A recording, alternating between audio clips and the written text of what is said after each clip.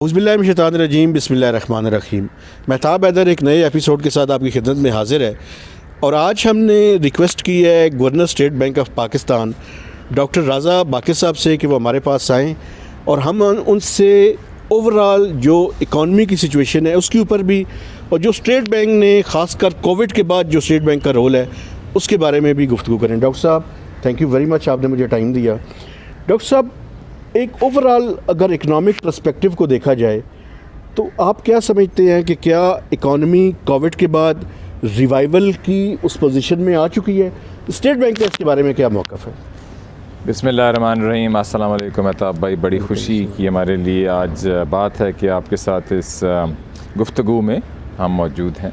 तो मैं पहले आपको एक दो मेन जो नुक्ते हैं स्टेट बैंक के पर्सपेक्टिव से वो पेश करना चाहता हूँ कि स्टेट बैंक जो है हमारी मुल्क की हालत को कैसे देख रहा है और ख़ासकर स्टेट बैंक का एक ख़ास काम है कि मुल्क की फ़ॉरेन एक्सचेंज की हालत क्या है उसको हम कैसे देख रहे हैं। तो मतलब भाई मैं इसमें तीन चार जो नुक्ते आपके सामने पेश करना चाहता हूँ। सबसे पहले ये है कि मैंने जो स्टेट बैंक को ज्वाइन करने से पहले 18 साल IMF में एक्सपीरियंस हासिल किया, उसमें मैंने एक चीज़ बड़े वाज़े तौर से सीखी और समझी और वो ये थी कि दुनिया के ममालिक में इमर्जिंग मार्केट्स में जब क्राइसिस आते हैं तो उसकी एक बुनियादी वजह हमारा तजारती खसारा होता है जिसको हम एक्सटर्नल डेफिसिट कहते हैं, करंट अकाउंट डेफिसिट कहते हैं।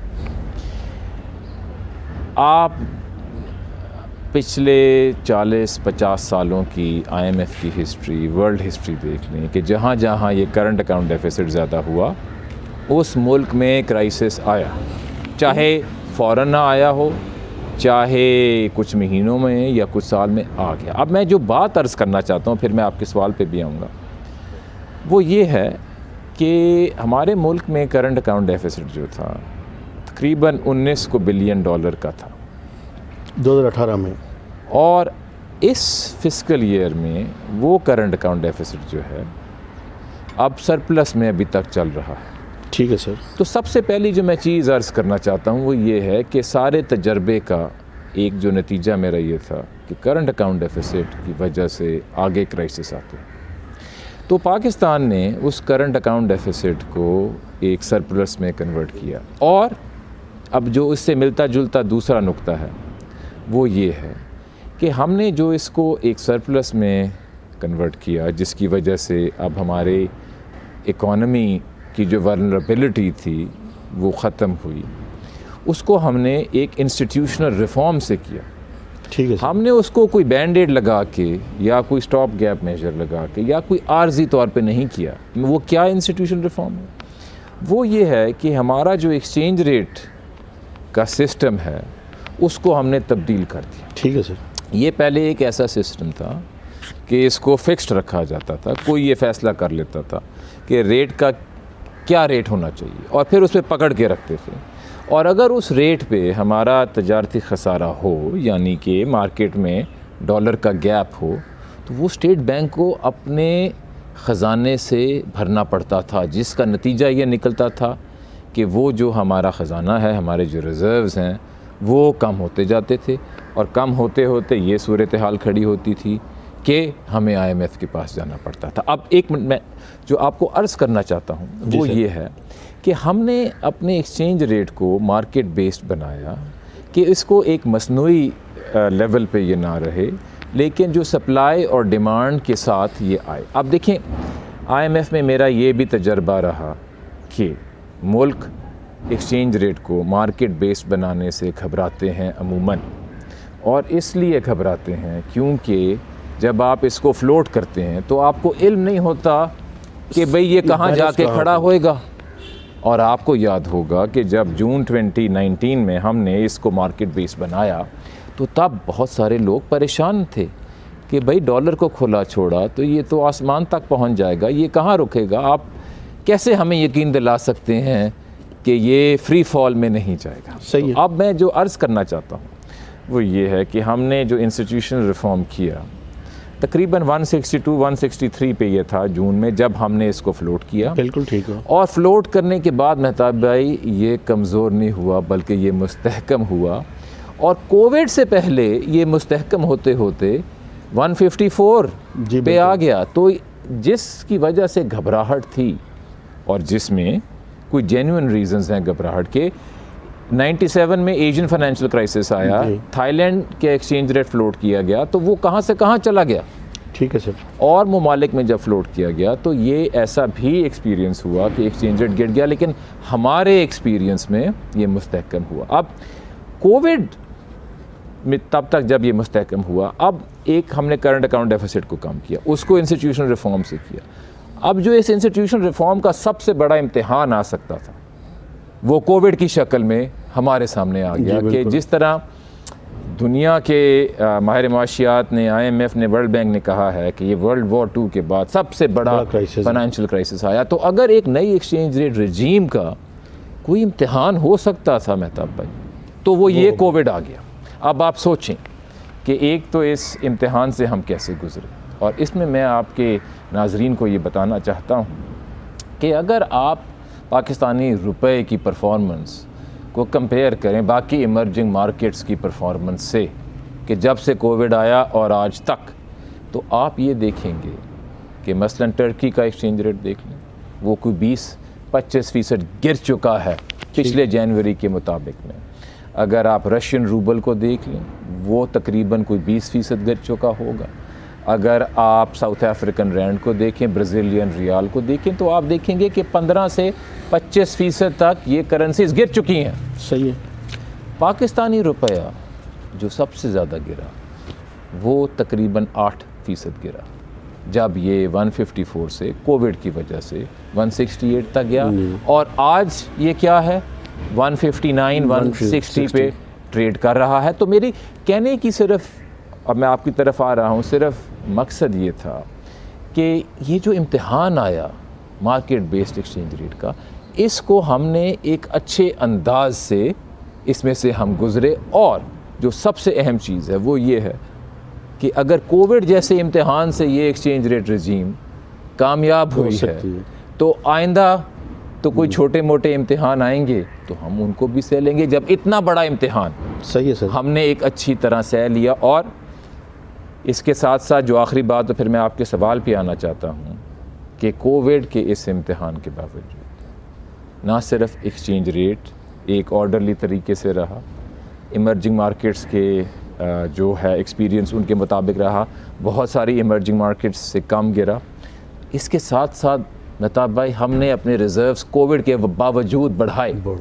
जो रिज़र्व्स हमारी बैलेंस शीट पे हैं वो अपना ये जून 2019 में तकरीबन 7 बिलियन के थे, उनको हमने बढ़ा के 13 बिलियन का लगभग लेटेस्ट फिगर है उस पर रखा हुआ है। अब कुछ लोग तनकीद करते हैं या सोचते हैं कि जी ये आपने जो रिज़र्व्स बढ़ाए ये कर्ज़े लेके बढ़ाए, ठीक है। तो आप जानते हैं मेहताब भाई कि अगर उसमें फॉरेन लोन्स का कंपोनेंट निकालना हो तो आप फिर नेट इंटरनेशनल रिजर्व्स को देखें, NIR को देखें। और जैसा कि आपने IMF की स्टेटमेंट में भी देखा होगा, जून 2019 से लेके दिसंबर 2020 तक इस 1.5 साल में कोविड के बावजूद IMF के कहने के मुताबिक हमने अपने नेट इंटरनेशनल रिजर्व्स 9 बिलियन से बढ़ा दिए। बिल्कुल, यानी कि जो बैलेंस शीट पे ग्रॉस रिजर्व्स हैं वो 7 बिलियन से बढ़े, ठीक है। और जो नेट हैं वो 9 बिलियन, यानी कि वो जो 2 बिलियन और जो कर्जे थे उनको रिटायर किया, उनको कम किया। तो अब मैं इसी पॉइंट पे ख़त्म करना चाहूँगा, फिर आपके मैं सवाल लेना चाहता हूँ मेहताब भाई कि हमने करंट अकाउंट डेफिसिट को ख़त्म किया एक इंस्टीट्यूशनल रिफॉर्म से, मार्केट बेस्ड एक्सचेंज रेट, उस मार्केट बेस्ड एक्सचेंज रेट का इम्तिहान आया, उसको हमने कामयाबी से उससे निकले और कोविड के बावजूद अपने रिज़र्व्स को बढ़ाया। तो अब मेरा जो पैगाम है ये उन लोगों के लिए जो इस मुल्क में ख़ासकर जो नौजवान हैं, जो यंग तबका है, जो जिनका मुस्तकबिल उनके आगे है, जो कोई सरमायाकारी करने का सोच रहे हैं, कोई नई प्रोजेक्ट का सोच रहे हैं, ये मेरा पैगाम है कि फ़ॉरेन एक्सचेंज के लिहाज और कोविड के इम्तिहान के बावजूद हमने अपनी सूरत हाल को बहुत बेहतर किया है। अभी इसमें और भी काम करने की गुंजाइश है और स्टेट बैंक का ये हदफ है कि हम इस मेहनत में लगे रहेंगे और हमें पूरा यकीन है कि इसी तरह जिस तरह हमने अभी तक ये काम किया, आगे हमारा जो मुआशी मुस्तकबिल है वो और भी रोशन होगा। मैंने कुछ ज़्यादा टाइम लिया, आपने कुछ सवाल करने थे सर, लेकिन मैं बेसिकली ये कहना चाहता था कि ये जो आपके इनफ्लोज बेहतर हुए हैं सर, इसमें सबसे मेजर जो कंट्रीब्यूशन है वो रेमिटेंसेस की है सर, क्योंकि रेमिटेंसेस सब लोगों का ये ख्याल था, मेरा भी ये ख्याल था कि ये शायद शॉर्ट टर्म फिनोमेना हो, लेकिन पिछले 6-7 महीनों को देखें अगर आप, तो ये ओवर $2 बिलियन है। एक तो सर इस पे थोड़ा सा रेमिटेंसेस पे रोशनी डालें, और दूसरा जो आपने, मैं सवाल बाद में करना चाहता था लेकिन चूँकि इसके साथ लिंक हो गया, ये जो रोशन डिजिटल अकाउंट्स हैं इसकी भी बता दें कि अभी तक इसमें कितने जो है वो डॉलर इनफ्लोज आ चुके हैं। मैं आपके दूसरे सवाल से शुरू करता हूँ क्योंकि ये रेमिटेंसेस से मिलता जुलता है।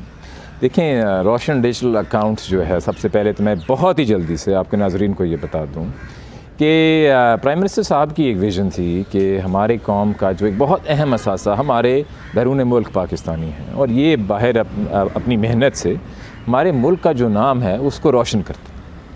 इनको हमारे मुल्क में बैंकारी करने के लिए, सरमायाकारी करने के लिए बहुत दिक्कत होती है। मेहताब भाई, मैं ख़ुद एक ओवरसीज़ पाकिस्तानी था, बहुत सारे लोग और भी रह चुके हैं।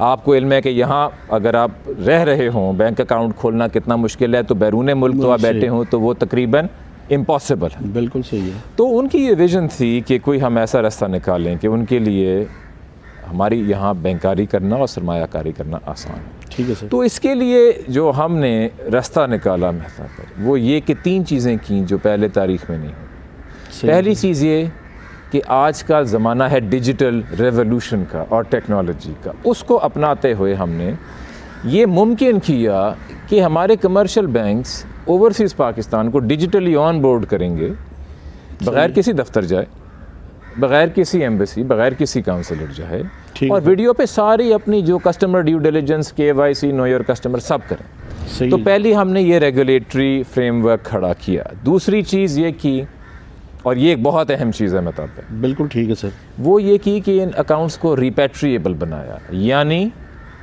कि अगर आप इसमें पैसे लाते हैं और अगर आप फिर इसमें से लेके जाना चाहते हैं कोई प्रॉब्लम तो आपको इजाज़त, और ख़ासकर स्टेट बैंक से इजाज़त लेनी नहीं पड़ेगी। ये इनका एक रेगुलेटरी फ़ीचर है रिपैट्रिएबल, और ये एक न्यू अप्रोच इसलिए थी मेहताब भाई क्योंकि हमारी तारीख़ में ये अप्रोच रही है कि पैसे अंदर लाने का रास्ता आसान कर दो, लेकिन बाहर लेके जाने पे दिक्कत पैदा कर दो। तो हमने इसको बदला और हमने कहा कि नहीं, जब तक आप बैरून मुल्क पाकिस्तानियों के लिए बाहर लेके जाने का रास्ता आसान नहीं करेंगे तो वो लाएंगे नहीं। डेफिनेटली। तो ये दूसरी चीज़ थी। और तीसरी चीज़ जो हमने की इन रोशन डिजिटल अकाउंट में, वो ये किया कि सिर्फ इसमें ये नहीं किया कि भाई आप एक सेविंग सर्टिफिकेट ख़रीद लें, मसलन पाकिस्तान बनाओ सर्टिफिकेट जो पहले लॉन्च किया गया, या कोई और एक चीज़।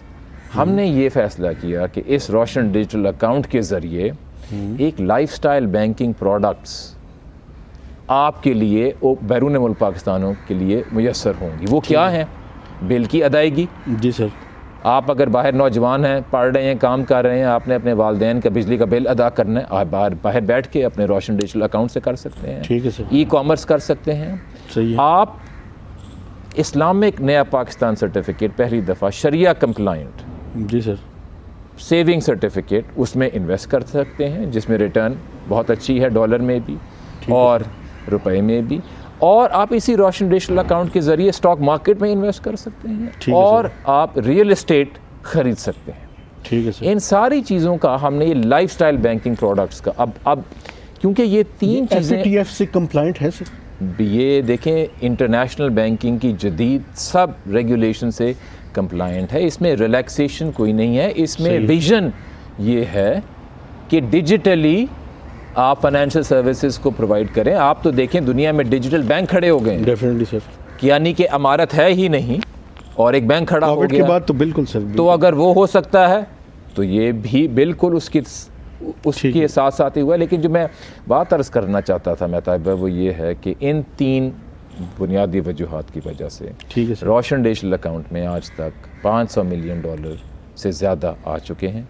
सही। और जिस रफ्तार से आ रहे हैं ये रफ्तार बढ़ रही है। इस 500 मिलियन में से 250 मिलियन पिछले 6 हफ्ते में आया है और ये 97 ममालिक से 97 कंट्री से 88,000 बैरून मुल्क पाकिस्तानियों ने अकाउंट खोल लिए। अब ये आप सोचें, आज से 5 महीने पहले ना रोशन डिजिटल अकाउंट था, ना इसमें कोई पैसा आया हुआ था, और ये 88,000 बैरून मुल्क पाकिस्तानी हमारे बैंकिंग सिस्टम में नहीं थे, आज वो हैं। और इसकी रफ्तार जिस तरह बढ़ रही है, तो आप अंदाज़ा करें कि अगर 88,000 अकाउंट से 500 मिलियन आ गए हैं, और मिनिस्ट्री ऑफ ओवरसीज़ पाकिस्तानीज़ का ये एस्टिमेट है कि हमारे ओवरसीज़ पाकिस्तानी 7 से 9 मिलियन हैं, और अभी सिर्फ 28,000 अकाउंट्स खोले हैं, तो आप खुद हिसाब कर लें। वैसे आपका टारगेट क्या है सर? हमारा टारगेट इसमें यही है कि हम इसमें लगे रहेंगे और अपने बैरून मुल्क पाकिस्तानियों के लिए इसमें आसानियाँ पैदा करते जाएंगे कि ये जो एक आसान तरीका उनके लिए हमने खड़ा किया है, इसका ये मुकम्मल फ़ायदा उठाएं। और मैं साथ साथ एक बात ये कह दूं कि एक बड़ी अहम परेशानी बैरून मुल्क पाकिस्तानियों की होती है, वो ये होती है कि FBR हमारे पीछे आ जाएगी अगर हमने इसमें कोई सरमायाकारी की। जी सर। तो प्राइम मिनिस्टर साहिब की रहनुमाई में, उनकी लीडरशिप में, और FBR के ताउन से और मिनिस्ट्री ऑफ फाइनेंस के ताउन से हमने इसका एक बहुत ही सादा सिंपल एक रास्ता निकाल दिया, और वो ये है कि चाहे आप नया पाकिस्तान सर्टिफिकेट ख़रीदें, चाहे आप स्टॉक मार्केट में इन्वेस्ट करें, चाहे आप रियल एस्टेट में इन्वेस्ट करें, आपका टैक्स सोर्स पे कटेगा, ठीक, और वो फुल एंड फाइनल है, जिसका मानी ये है कि इस इन्वेस्टमेंट की वजह से आपको और कोई टैक्स रिटर्न फ़ाइल करने की ज़रूरत नहीं है। अगर वैसे आपकी कोई और आमदनी है जिसमें आपको फ़ाइल करनी चाहिए तो बिल्कुल आप करें, लेकिन अगर एक बैरून मुल्क पाकिस्तानी सिर्फ इसमें इन्वेस्टमेंट करता है और इसका कोई पाकिस्तानी सोर्स इनकम नहीं है, तो उसको अब ये कॉन्फिडेंस है कि जब मुझे मुनाफा मिला तो मेरा सोर्स पे टैक्स कट गया और मेरी ऑब्लिगेशन FBR को डिस्चार्ज हो गई। तो ये जो सिंप्लिसिटी और ये जो टैक्सेशन के लिहाज से जो हमने इसमें एक बिल्कुल सादा रास्ता दिया है, हमें उम्मीद है सही है कि इससे भी लोगों का जो इसमें इंटरेस्ट है वो आगे और भी बढ़ेगा। अब रेमिटेंसेस की आपने बात की, टारगेट सर वैसे इस पर कोई फिगर? देखें, आप ख़ुद टारगेट लगाएं, मैं तो देखता हूं कि और लोग इस पे क्या टारगेट लगा रहे हैं। ठीक है, हमारा हदफ ये है कि हम लगे रहेंगे कि माली करते रहें और फिर ठीक माली शमालियत के लिए, फाइनेंशियल इंक्लूजन के लिए जी सर हम लगे रहें, ना सिर्फ ओवरसीज़ पाकिस्तानीज़ के लिए, बल्कि हमने फाइनेंशियल इंक्लूजन के लिए जो पाकिस्तान में जो हम कुछ काम कर रहे हैं, हाउसिंग, प्राइम मिनिस्टर साहब की विज़न है कि जो कम नीचे तबके का इंसान है उसको अपना घर लेना बड़ा मुश्किल है। एक मिनट मैं बात कर दूँ, तो हम फाइनेंशियल इंक्लूजन के लिहाज से एक बड़े प्रोजेक्ट में लगे हुए हैं कि आम आदमी के लिए आसान हो कि वो अपना घर ख़रीद सके, एक सस्ते कर्ज़े पे मॉर्गेज ले सके और उसके लिए मुमकिन हो। इसके साथ साथ ख़वातीन जो हमारे मुल्क के फाइनेंशियल सिस्टम से काफ़ी हद तक एक्सक्लूडेड हैं, उनको हमारे फाइनेंशियल सिस्टम में लाया जाए। इसके लिए हमारी एक स्ट्रेटजी है बैंकिंग ऑन इक्वालिटी, उसको हम आगे लेके चल रहे हैं कि जिसके ज़रिए पाकिस्तान की ख़वातीन के लिए आसान हो यहाँ पे हमारे जो बैंकिंग सिस्टम है उसमें शामिल होना, बैंकारी करना और सरमायाकारी करना। तो ये मैं आपको कुछ मिसालें दे रहा था कि जो हमारे माली शमूलियत के इनिशिएटिव्स हैं वो सिर्फ रोशन डिजिटल अकाउंट नहीं है, बल्कि हाउसिंग फाइनेंस वो है, और ये बैंकिंग ऑन इक्वालिटी ख़वातीन के लिए, और SME फाइनेंस और एग्रीकल्चर फाइनेंस। ये कुछ एरियाज़ हैं जहाँ पे आप देखेंगे मेहताब भाई कि स्टेट बैंक की तरफ से आम आदमी के लिए, ठीक है सर, कि उसके लिए आसान हो बैंकारी करना, इस पे हम नई नई चीज़ें लाएंगे। अच्छा सर, रेमिटेंसेस पे $2 बिलियन से ऊपर रखना, तो ये कोई स्पेशल इनिशिएटिव्स हैं या चूँकि उसमें ये था कि कुछ ले ऑफ्स हो रहे हैं खासकर मिडिल ईस्ट से और लोग अपनी सेविंग्स लेकर आ रहे हैं, तो शायद ये शॉर्ट टर्म फिनोमेना हो। स्टेट बैंक की इसमें क्या असेसमेंट है सर? हमारी इसमें असेसमेंट ये है मेहताब भाई कि देखें, जब से कोविड आया एक क्राइसिस था और हमने ना सिर्फ इस क्राइसिस में बल्कि पिछले क्राइसिस जो हैं, मसलन लीमन ब्रदर्स का जब क्राइसिस हुआ, ग्लोबल फाइनेंशियल क्राइसिस हुआ, हमने ये देखा है कि बैरून मुल्क जो लोग होते हैं, ये ना सिर्फ पाकिस्तानी बल्कि और मुल्कों के भी, वो अपनी फैमिलीज़ की मदद करने के लिए पैसे ज़्यादा भेजते हैं क्योंकि यहाँ पे रोज़गारी पे असर पड़ा में बिल्कुल, और ये एक जनरल फिनोमेना भी है। लेकिन इसके साथ साथ पाकिस्तान में हुकूमत ने और स्टेट बैंक ने मिल के कुछ अहम इक़दाम लिए। जी सर। वो एक है हमारा पाकिस्तान रेमिटेंस इनिशिएटिव और PRI, और उसका हदफ ये है कि जो मनी ट्रांसफ़र ऑपरेटर्स एक फॉर्मल तरीके से पैसे भेजते हैं उनको हम इंसेंटिव देते हैं कि अगर आप वर्कर से ये पैसे जमा करेंगे और इसको फॉर्मल चैनल के थ्रू भेजेंगे तो इस पे आपको एक रिबेट मिलेगा। ठीक है। उस रिबेट को हमने बढ़ाया और एक तो उसका असर है। दूसरा, क्योंकि कोविड की वजह से ट्रैवल कम हुआ, इसकी वजह से जो हुंडी हवाला कैश का जो काम चलता था उस पर असर हुआ और फॉर्मल चैनल से ज़्यादा आना शुरू हुआ। इसके साथ साथ क्योंकि फ़ॉरेन ट्रैवल ही कम हो रहा है तो कुछ जो पैसे बाहर जाते थे, ये रिबेट के पैसे ऑन टाइम मिल रहे हैं सर उन बैंक्स और इदारों को, ये कंपनीज को? ये मेहताब भाई, इसका एक ऑर्गेनाइज तरीका है।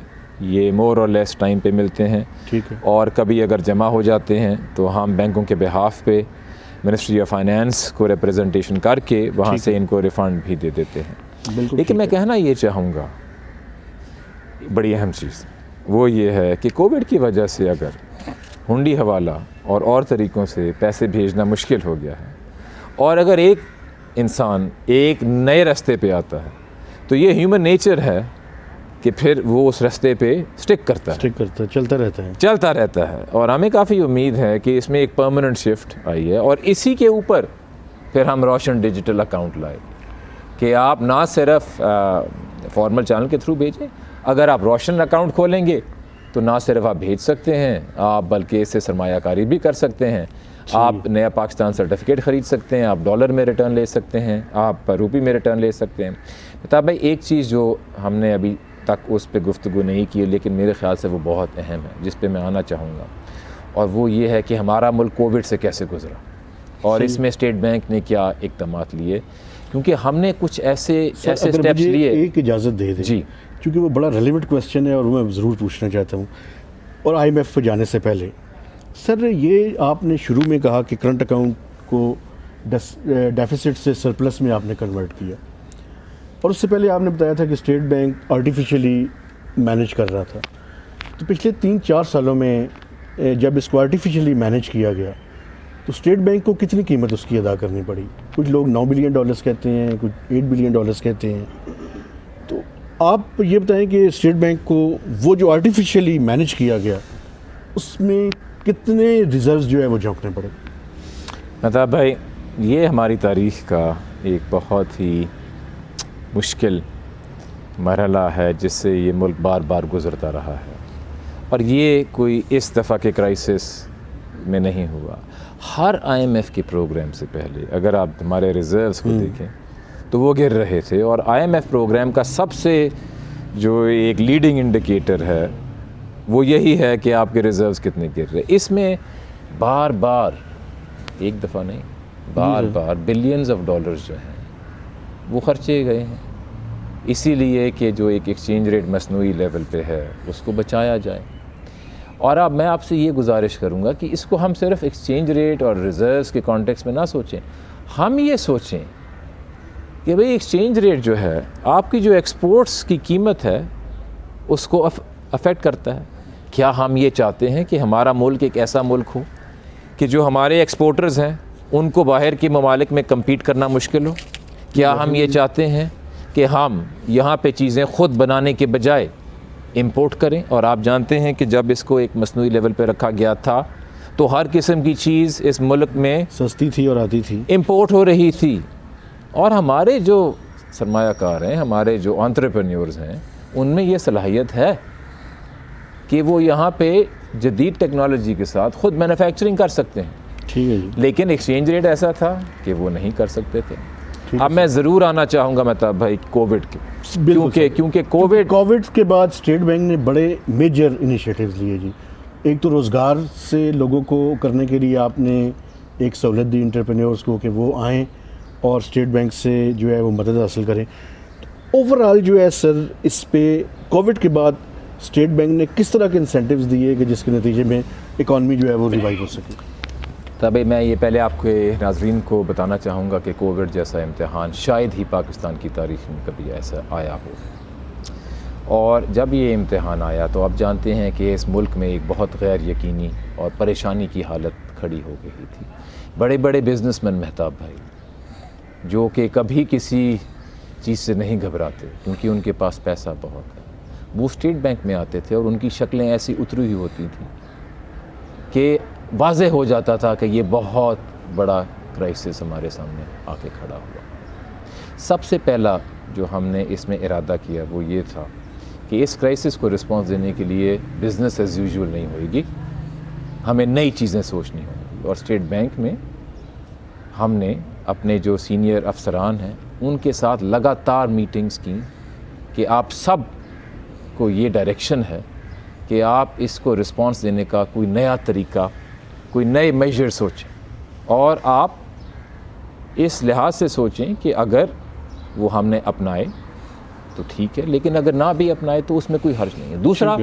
दूसरा हमने ये फ़ैसला किया कि हम जो भी मेजर लेंगे उसको लॉन्च करने के बाद अगर कोई हमें बिज़नेस कम्युनिटी से फ़ीडबैक आएगी तो हम उस फ़ीडबैक को सुनने के लिए तैयार हैं, और अगर उसमें कोई अच्छी चीज़ें हैं तो हम उसको स्कीम को एडजस्ट कर देंगे। अब मैं आपको बताना चाहता हूँ कि हमने जो मेजर्स लिए वो क्या थे। आपने रोज़गार स्कीम का जिक्र किया। जी सर। ये एक बहुत अहम स्कीम थी।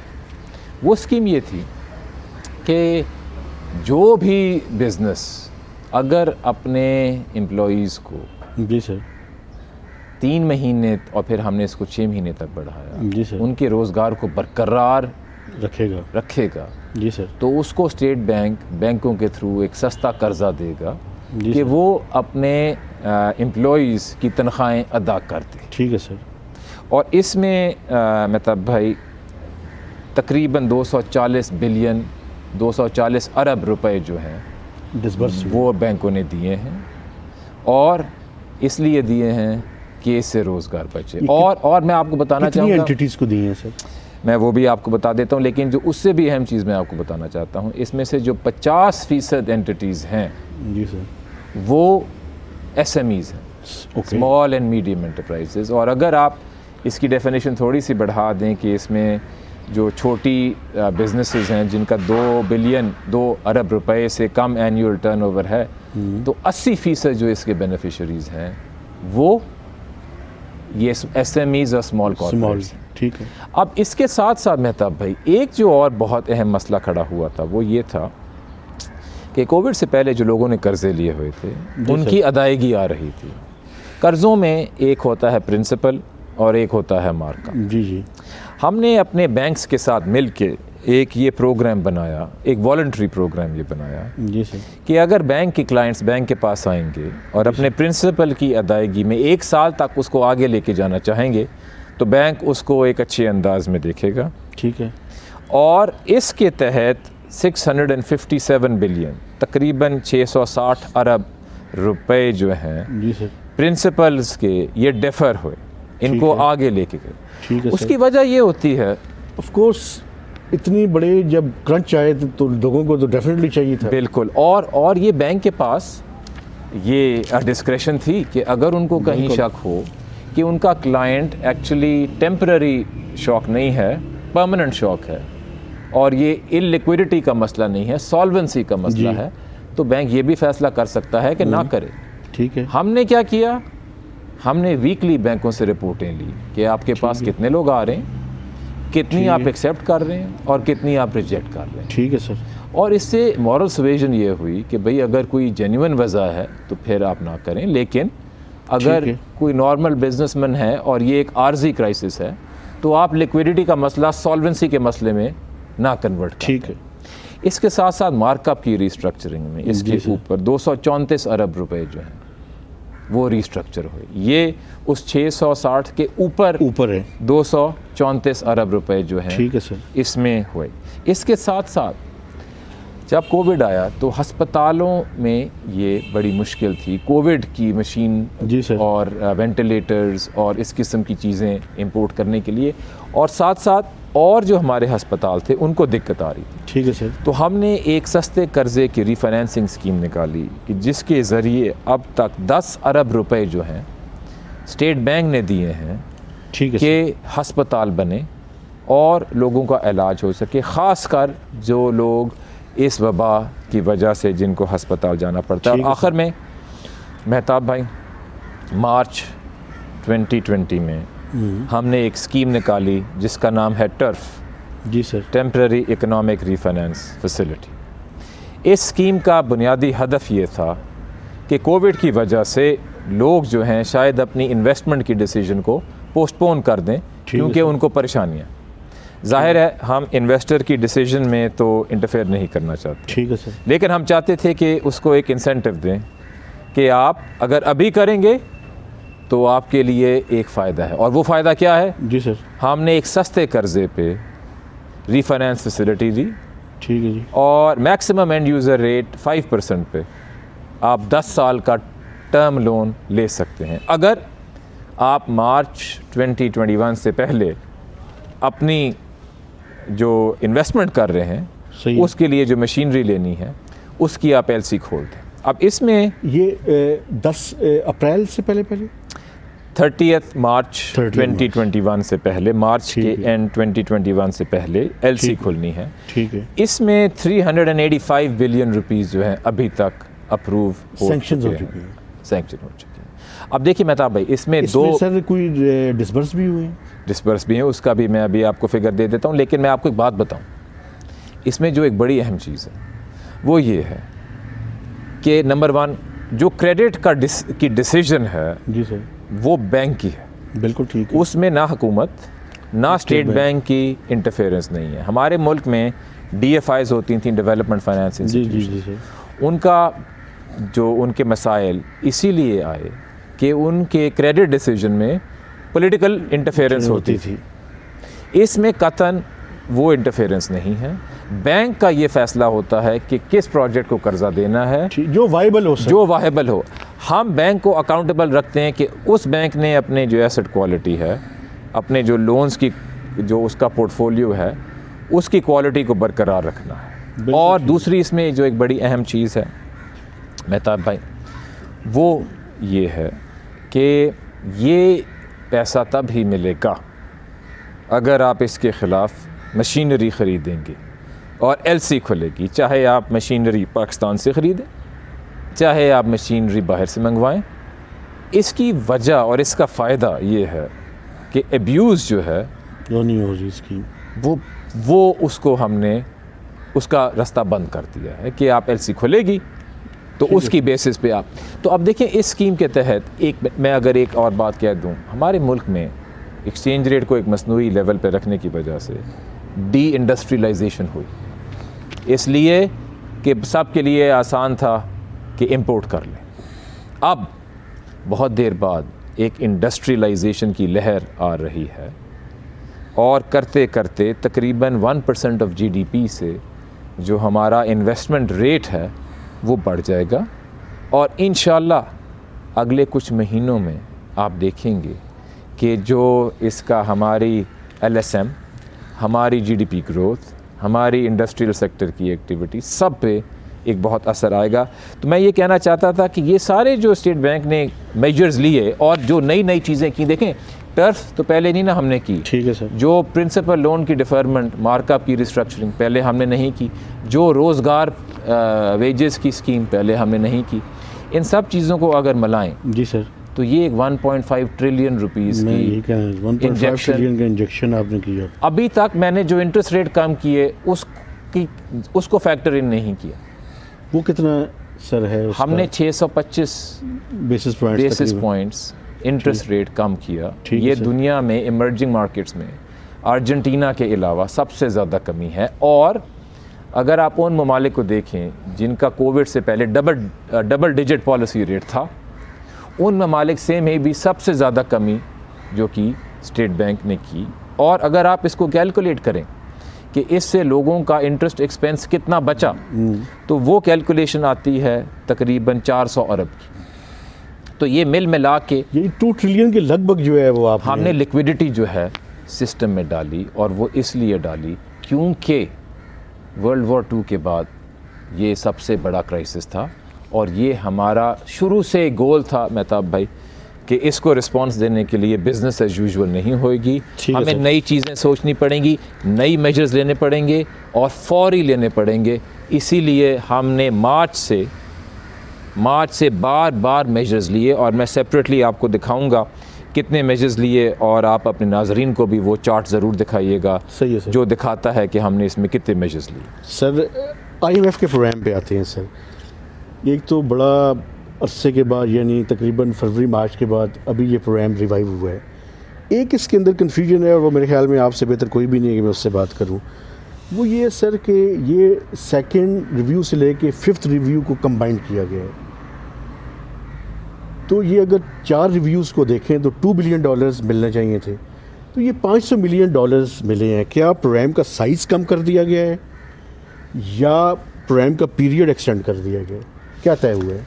मतलब सबसे पहली जो सबसे अहम चीज़ है वो मैं आपको ये कहूँगा कि IMF के प्रोग्राम में जब हम जाते हैं तो इसका जो हमें सबसे बड़ा फ़ायदा होता है वो ये नहीं है कि IMF से कितना पैसा मिलता है, ठीक है।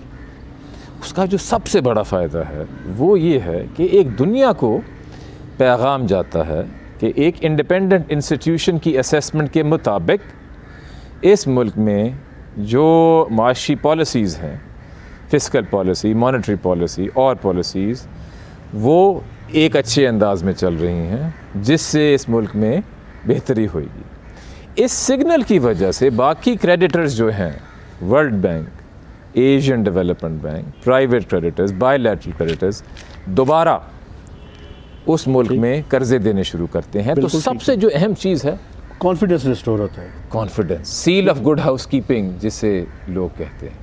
ठीक है सर। और जो अहम चीज़ है वो ये है कि हमने मार्च में IMF से रैपिड फाइनेंस इंस्ट्रूमेंट के थ्रू $1.4 बिलियन भी लिए थे। बिल्कुल ठीक। वो इस प्रोग्राम के ओवर एंड अबव थे। ठीक है। तो आप उस 1.4 को लें, इस 500 का लें, तो आप देखें तकरीबन वही $2 बिलियन है। और अब तो ये अब दोबारा प्रोग्राम का सिलसिला शुरू हो गया है, तो इसका अब यही मतलब है कि आगे जो ट्रांचेस हैं इंशाल्लाह वो भी आएंगी, और बाकी जो अदारे हैं वो जो है पाकिस्तान को एक नई अंदाज से देखेंगे, और जो हमारे यहाँ के इन्वेस्टर्स हैं उनको भी ये कॉन्फिडेंस आएगा। अब देखिए मेहताब भाई, बहुत लोग उसी बात पे फिक्र किया करते थे कि आपके नेट इंटरनेशनल रिजर्व्स जो हैं जी सर उनका बताएं, और अब IMF ने लिख दिया कि ये 1.5 साल में कोविड के बावजूद $9 बिलियन बढ़ाए। हमारे starting level of reserve 7 billion थे जी सर। तो अगर NIR को 9 बिलियन से बढ़ा दिया तो जो स्टार्टिंग लेवल था उसको डबल से भी ज़्यादा कि उसमें हम बेहतरी लाए। तो कॉन्फिडेंस जो है ना जी सर कि हमारे फॉरेन एक्सचेंज के लिहाज से जो हालात हैं वो कुछ बेहतर हो रहे हैं, ये इसके सबसे अहम इसका नुक्ता है। सही है सर। एक सर आखिरी सवाल, ये बल्कि 2 सवाल हैं, अगर ज़्यादा जल्दी अगर आप जवाब दे दें। एक तो इन्फ्लेशन की प्रोजेक्शन क्या है आपकी, और उसके बाद मैं एक सवाल आखिर में करना चाहूँगा वो आपके प्रोफेशनल कैरियर और एक्सपीरियंस के बारे में।